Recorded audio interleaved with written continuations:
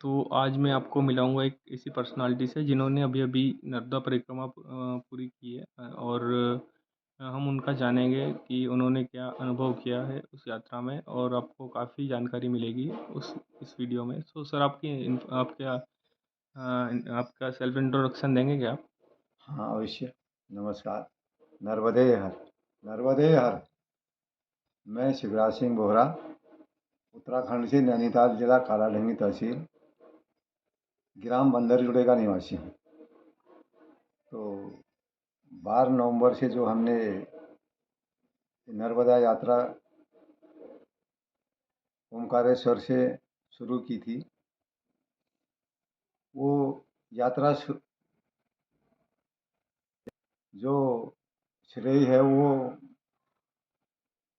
रमन रमन और जो विठोबा जी हैं बॉम्बे के निवासी, ये मेरे साथी। ये सन 1900 में हमने कैलाश मानसरोवर, तो उन्होंने इस यात्रा के विषय में, परिक्रमा के विषय में मेरे को जानकारी दी और मेरे से कहा कि तुम यात्रा करने के लिए यहाँ आओ।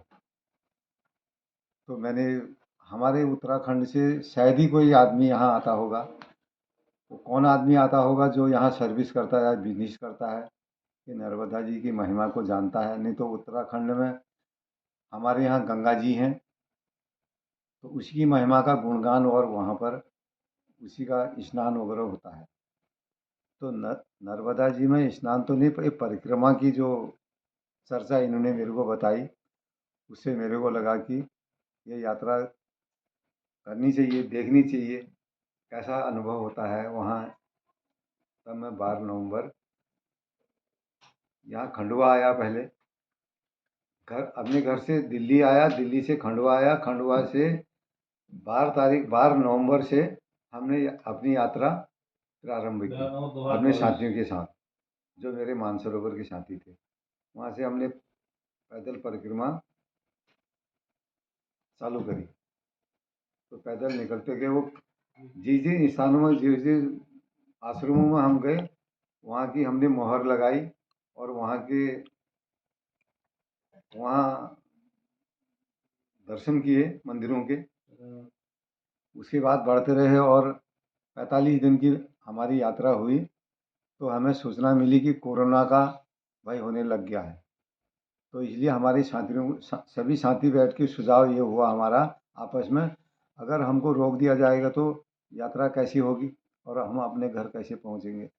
तब लाजमी हमें मजबूरी में कोई गाड़ी किराए की करनी पड़ी। तो हम गाड़ी से निकले।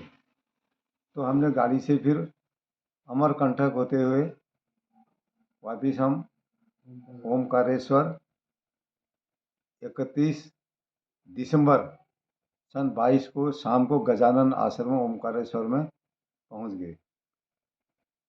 और दूसरे दिन 1 जनवरी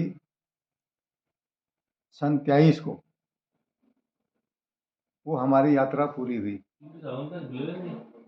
तो इस यात्रा में आपको मतलब क्या कैसा अनुभव रहा आपका? यहाँ ऐसा अनुभव लगा कि यहाँ के जो निवासी हैं, आश्रमवासी हैं, हुँ। क्षेत्र के लोग हैं, बहुत भक्ति, इनके अंदर बहुत श्रद्धा भक्ति भरी हुई है। हर आदमी ये सोचता है कि परिक्रमा वासियों की, परिक्रमा वाले लोगों की हमसे सेवा हो जाए। और हमको किसी बात की इन्होंने परेशानी नहीं होने दी। ओके और और आपको यहाँ तक कि एक जगह मेरे पैरों में दर्द था, हुँ। तो एक एमबीबीएस डॉक्टर आए। हुँ। किसी ने बता दिया कि शिवराज सिंह के नाम के जो परिक्रमा वाला है उत्तराखंड का, उसके पैरों में दर्द हो रहा है। तो डॉक्टर साहब ने मेरे से इतना ही पूछा कि आपको क्या तकलीफ है। जब मैंने पैरों को बताया कि, तो उन्होंने खुद तेल की मालिश लेके मेरी मालिश करी। और जैसे कि और मुझे बड़ी शर्मिंदा हुई। हुँ। तो वो एमबीबीएस डॉक्टर, तो हम जैसे लोगों की बताओ, हुँ। हम उनको श्रद्धा भक्ति वाला नहीं कहेंगे तो क्या कहेंगे। ओके। जैसे कि आप आपकी यात्रा इतनी लंबी थी तो आपको खाने के लिए क्या मतलब कुछ व्यवस्था खाने के के लिए लिए तो परिक्रमा वासियों की तो हर हाँ, दिल तमन्ना से यहाँ के लोग वो आश्रमों में और आप मतलब ऑडियंस को बता सकते हैं कि मतलब साथ में क्या कैरी करना चाहिए जब भी आप यात्रा के लिए जाते हैं? या तो पहले तो अपने दिल में श्रद्धा भावना होनी चाहिए। ओके। सबसे पहले हाँ, वो हाँ। भावना कैसी होनी चाहिए? हुँ, उस मैया के नाम से हुँ, उन पर आश्रित हो जाना चाहिए हुँ, हुँ, कि अपने भरोसे से कि सबसे बड़ा भरोसा उसी का होना चाहिए, मैया का। वो कैसा भरोसा? जैसे माँ और बच्चा होता है ना, माँ और बच्चा, माँ बच्चे को पीटती है और बच्चा उसको दिल से सोचता है कि बच्चा मेरी माँ मेरे को मार तो रही पर दिल से नहीं मार रही है। तो ऐसी भावना वो जो यात्री है, परिक्रमावासी है, उसके दिल में दिल से होनी चाहिए, अपनी आत्मा से होनी चाहिए और उसकी यात्रा बड़े खुशी से, हंसी खुशी से माँ संपन्न करा देती है। हुँ, हुँ। और ये मेरे को अनुभव लगा यहाँ। Okay, okay. और साथ में मतलब क्या ले जाना चाहिए उनको? मतलब जैसे यात्रा करने के लिए जा रहे हैं तो साथ में क्या-क्या रखना चाहिए सामान में? सामान सामान अपने साथ जैसे अपने कपड़े होने चाहिए, जितना हो सके कम से कम सामान होना चाहिए। जो ज़रूरी सामान है, जैसे मेडिकल की कुछ थोड़ी बहुत दवाई होनी चाहिए और अपने कपड़े होने चाहिए, 2-1 जोड़ी के, जूता चप्पल और वो जो कमंडल है हुँ, हुँ। और जो दंड है हुँ, हुँ। सुरक्षा के लिए, हुँ। वो वो अपने साथ ज़रूर रखना चाहिए। और माताजी का जल भर के रखना। हाँ, माता जी का जो जल हम पंडित जी को बुला के वो वरण करके अपनी हिंदू मर्यादा के अनुसार पंडित जी को बुला के वरण करके कन्या को खिला के हुँ, हुँ। पंडित जी को दक्षिणा दे के हुँ, हुँ। तब शुरुआत करनी चाहिए। और वो मैया का जल लेके मैया को सुबह शाम उनकी आरती करनी चाहिए हुँ, हुँ। और उसी उनका भरोसा करना चाहिए, उन पे हुँ, श्रद्धा हुँ, हुँ। होनी चाहिए। हुँ, हुँ। सुबह शाम उनका नाम का स्मरण करना चाहिए, ओके, उनका ओके। आरती करनी चाहिए हुँ, हुँ, हुँ। और फिर यात्रा ओके, हर ओके। रोज़ प्रारंभ तो करनी चाहिए। जब भी आप इसके मतलब पैदल यात्रा के लिए निकले थे, हाँ, तो मतलब आपका दिनचर्या कैसी थी पूरे दिन भर में कैसे? हम सवेरे करीबन 5 दिन तो मैं 3:30 बजे उठ के, क्योंकि मैं उत्तराखंडी हूँ हुँ, और मुझे गायत्री मंत्र भी करना ज़रूरी होता था। तो मैं पहले सबसे पहले उठ के नित्य कर्म करके डोल-डाल जाके दातून करके मैं अपने साथियों से पहले मैं अपना गायत्री मंत्र कर लेता था और जब मैया की आरती होती थी तो उनके साथ सम्मिलित हो जाता था यात्रा वो आरती में। फिर यात्री वो आरती के बाद प्रसाद का वितरण करके फिर जो कुछ भी हमने यात्रा प्रारंभ कर देते थे और कोई आश्रमों में हमें भोजन प्रसादी मिल जाती थी। ओके, तो दिन में आप कितने किलोमीटर चलते हैं इसमें? हम कम से कम हुँ, हुँ। 20 किलोमीटर से हमने 37 किलोमीटर तक यात्रा करी। कंटिन्यू। हाँ, जब तक करी कम से कम 20 नहीं तो 37 तक करी। और जब पहाड़ी इलाके आ जाते थे, दक्षिणी तट के आदिवासी इलाकों के, वो कट वो जिसको झाड़ी क्षेत्र बोलते हैं। वो हुँ। ज़रा कठिन है। और जैसे ये वो कुछ जंगल भी आता है ना रास्ते में, सुरपाणेश्वर का, उसमें कुछ हाँ, प्रॉब्लम आई थी आपको क्या?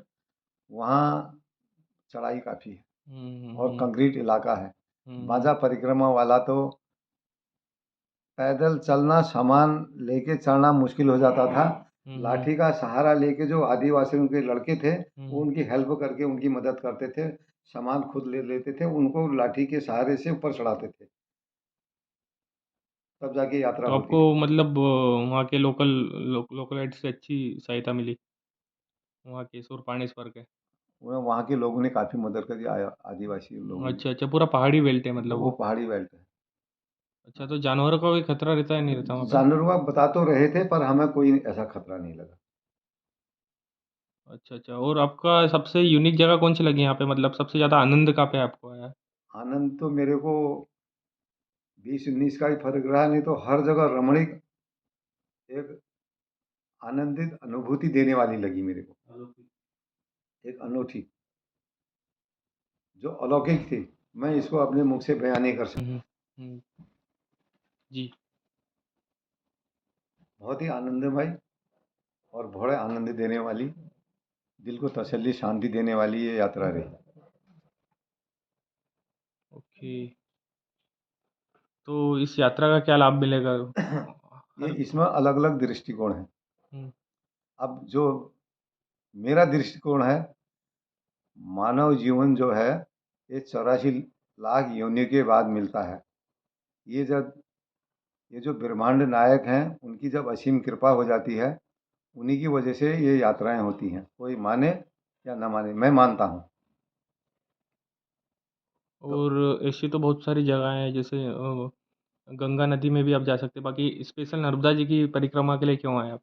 न, गंगा जी में स्नान करने से है महत्व। गंगा जी हमारे उत्तर भारत की, और किसी समय वो अकबर बीरबल की बात आई थी, तो भी अकबर बादशाह ने कहा था अपने जो उनके सभासद थे, तो कौन सी नदी का पानी सबसे बेहतर है, हुँ, हुँ, हुँ। तो सब ने गंगा जी का बताया। तो बीरबल से पूछा गया, तो बीरबल ने कहा जमुना जी का पानी सबसे उत्तम है। उन्होंने कहा सब तो बताते हैं गंगा जी का, तुम जमुना जी का बता रहे हो? तो बीरबल ने उत्तर दिया था, उसमें तो अमृत है, गंगा जी में अमृत बहता है। पानी की बात तो आपने पानी की बात पूछी, मैंने जमुना जी का बताया, गंगा जी का उसमें अमृत बहता है। उन्होंने ये उत्तर दिया। तो जो नर्मदा जी हैं, इसमें परिक्रमा से उनकी जो परिक्रमा करेगा, उनके जो दर्शन करेगा, वो दर्शनों का लाभ उठाएगा, वो मोक्ष का भागी होगा। और जो ये भी बताया कि जो उत्तर तट का परिक्रमा करने से शिवलोक का अधिकारी बनता है मानव, और दक्षिण तट की यात्रा करने से वो पितृलोक का अधिकारी बनता है। ये हमें जानकारी है। इन्फॉर्मेशन तो मैं क्या बताऊं आपको, जो ये 3600 किलोमीटर की यात्रा बताई थी पूरी, तो जो हमने ये पैदल करी थी 45 दिन, उसका मेरे को इतना तो जानकारी नहीं है कि इतने किलोमीटर हो गई। उसके बाद कोरोना की डर की वजह से हमें गाड़ी लेनी पड़ी। 1500 के आसपास हो गए हैं। 1500 के आसपास कितने? 1500। कोई बीच में जो छोटी नदियां आती हैं, या नर्मदा जी की कोई अंदर तक, पहाड़ी के अंदर तक झील रूप में अगर है, तो उसको नर्मदा जी को न उत्तरी तट से न दक्षिणी तट से पार नहीं करना पड़ता है। ओके। और कौन सी विशेष जगह जहाँ पे जाना चाहिए हर परिक्रमावासी को? एक पुस्तक है हमारे पास नर्मदा जी की यात्रा के बारे में, और विशेषकर हम उनका मार्गदर्शन करके वो जा रहे थे, फिर भी कोई ना कोई स्थान छूट जा रहा था। नहीं तो कोशिश ये रह रही थी हमारी कि प्राचीन मंदिर हैं, यानी किस युग के हैं। और मुझे तो ऐसा लगता है कि नर्मदा जी का कोई स्थान खाली ऐसा नहीं है जहाँ पर महापुरुष ने, ऋषि मुनि ने तप के लिए कोई स्थान छोड़ा हो। हर जगह पर ऐसा लगा। और पुराने खंडहर, और मैं तो ये समझता हूँ जो मनुष्य का बनाया हुआ है वो क्या चीज़ है, जो वहाँ की भूमि है, वहाँ की मिट्टी है, वो माथे लगाने योग्य। वहाँ की रज जो है वो वो अमूल्य है, वहाँ की दर्शन अमूल्य हैं।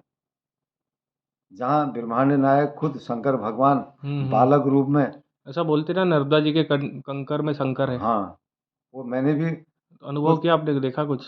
देखे शिवलिंग कोई से, मतलब मैं घाट में भी खुद मिलते ना? कंकरों को लेके अपने झोले में भर रखे हैं, मैंने रखे भी हैं कि मैं और अपने जो प्रेमी हैं अपने, हम्म। उनको वही कंकर दूंगा जो शंकर का रूप है। ओके। और नर्मदा जी को मेकल करने क्यों बोलते हैं? आपको कुछ पता है इसके बारे में? इसके बारे में मेरे को ज़्यादा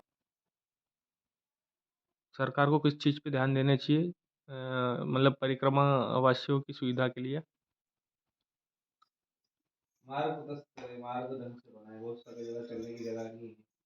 जहाँ पर आश्रम बने हैं, उस आश्रमों में ज़रा सफाई का विशेष ध्यान देना चाहिए। और जब तक हम लोग खुद स्वतः इस चीज़ का ध्यान नहीं करें, तो सरकार हम ही लोगों ने तो बनाई है, अच्छा, अच्छा, तो आपने पहली जिम्मेदारी हमारी बनती है। ज़्यादा स्वच्छता कहाँ पे अनुभव की? मध्य प्रदेश में की या गुजरात में की? स्वच्छता का अनुभव? लगभग लगभग एक सा ही लगा। अच्छा, अच्छा। बाकी मध्य प्रदेश में ज़्यादा की होगी क्योंकि Madhya Pradesh cleanest city of India है शायद, इस क्लीनेस्ट स्टेट ऑफ इंडिया है। ये नाम ही मध्य है, हुँ, हुँ। तो यहाँ पर हुँ, हुँ। कुछ लगा। नहीं तो जब तक जागरूकता हमारे दिल से नहीं होगी, हुँ, हुँ। सरकार हमारी तो बनाई है। ये जल प्रदूषण कुछ मतलब आपने जल प्रदूषण का देखा है? जैसे यमुना जी की कंडीशन अब कैसी हो गई है? एकदम बहुत दूषित हो गई, तो इधर जल प्रदूषण का कुछ आपको लगा है कि पानी दूषित है या फिर पीने ला दूषित योग्य है, नहीं है? हर जगह के नाले गए हैं। तो जब तक उसकी सफाई पर हम विशेष ध्यान नहीं दे रहे थे कि वैसे इसका नियम है 3 साल 3 महीने 13 दिन। 3-4 महीने 3 साल 3 महीने 13 दिन। 3 साल 3 महीने 13 दिन। इतने में पूरी होनी चाहिए। इतने दिन में पूरी होनी चाहिए, सही पूरी परिक्रमा का नियम है 13 दिन। 13 दिन। और जो है जितने भी ऋषि मुनि जिन्होंने सबसे पहली परिक्रमा की, सब उन्होंने इस हिसाब से की, मतलब 3 साल 3 महीने 13 दिन में। आप गाड़ी से इज़िली 15 दिन में कर सकते हैं यात्रा। हाँ, और सुनने में आया कि बाइक से अराउंड 15-16 डेज़ उस पे बाइक से भी कर सकते हैं। अच्छा, और कार से, हाँ, 15 डेज़ अराउंड कार से भी कर सकते हैं रुकते-करते। अगर जो ऋषि मुनियों ने कर रखी है 3 साल दिन, अगर इस ढंग से करी जाए तो मैं समझता हूँ उनको ज़्यादा अनुभव होगा। वो क्या कि ऋषि मुनियों ने कहाँ पर, कौन से ऋषि ने कितने टाइम और किस ढंग से और मैया इस की आराधना इस की। यात्रा के कुछ रूल्स रेगुलेशन रहते हैं क्या? रूल्स रेगुलेशन कुछ रूल रेगुलेशन यही सुना कि सवेरे हाँ, हाँ। सूर्य निकलने के बाद ही प्रारंभ करनी चाहिए, हुँ, हुँ। और सूर्य अस्त होने से पहले गंगा वो नर्मदा जी के तट पर जहाँ पर स्थान मिले। अभी भी कर रहे हैं ना 3 महीने वाली, 3 साल 3 महीने 13 दिन अभी भी कर रहे हैं लोग। लोग कर रहे होंगे, तो वहाँ पर भले ही मैया का नाम लेके पेड़ के नीचे बैठ जाओ, हुँ, हुँ, आपको हुँ। भोजन भोजन प्रसादी वहीं पर मिलेगी। हमने अपने खुद देखा अपने नज़रों से। वो कैसे, हम सवेरे प्रातः सूर्य निकलने से पहले हमने प्रस्थान कर दिया था। हम करीबन 3 किलोमीटर आने के बाद जब सूर्य निकलने को था, एक बाबा, हुँ, बूढ़े बाबा परिक्रमावासी, एक, तो हमने जब सवेरे यात्रा चालू करने से पहले उनके पास के प्रसादी देने के लिए हुँ, हुँ, हुँ। हमने बोला, बाबा आप यहाँ पर किससे में आए? बोले दिन छिपने से पहले आ गया था। हुँ, हुँ।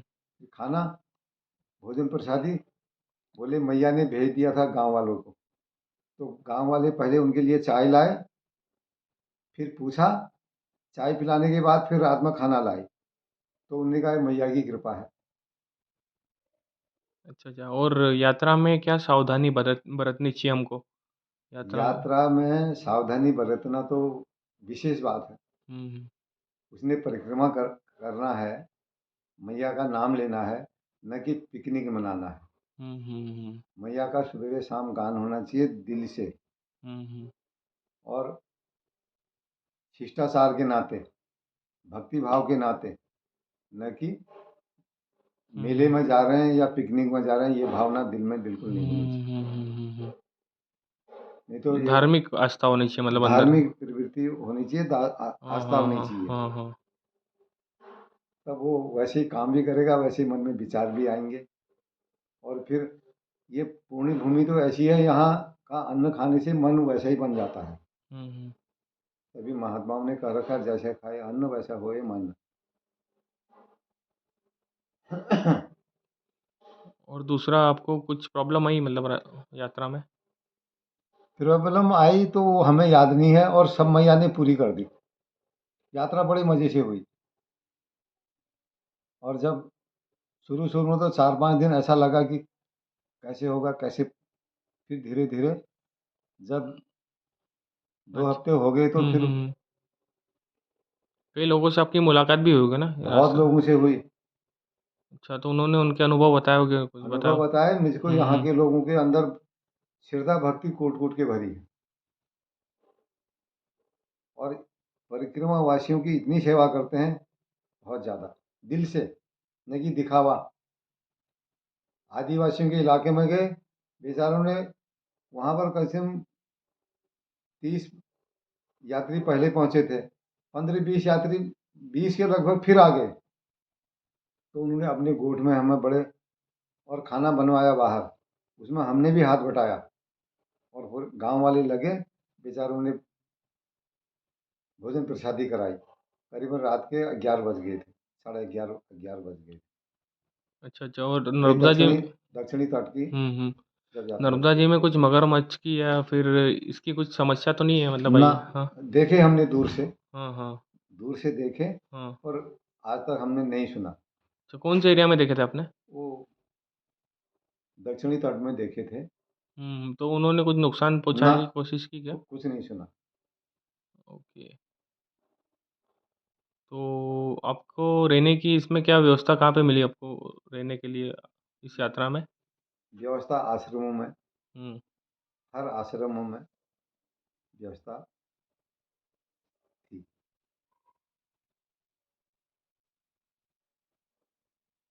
आश्रमों में मतलब सब सुविधा रहती है ना?